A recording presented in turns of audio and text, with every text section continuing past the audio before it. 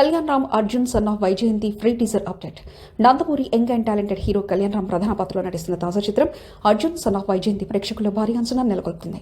Senior నటి విజయశాంతి కీలక పాత్రలో నటిస్తున్న ఈ చిత్ర టైటిల్ పోస్టర్ ఇటీవల విడుదలై ప్రేక్షకుల్ని ఆకట్టుకుంది. తాజాగా మేకర్స్ మరో పవర్ఫుల్ అప్డేట్ ను అందించారు.